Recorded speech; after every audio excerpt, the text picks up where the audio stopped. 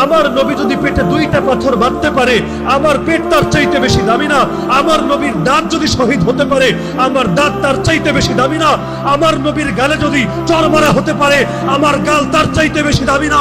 আমার নবীর চেহারায় যদি থুতু মারা হতে পারে, আল্লাহর কসম আমার চেহারা তার চাইতে বেশি দামি না?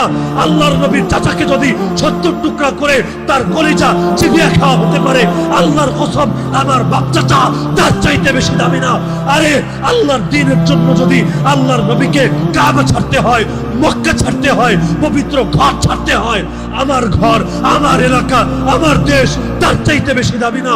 আমার মসজিদ, আমার মাদ্রাসা, আমার খানকা তার চাইতে বেশি না?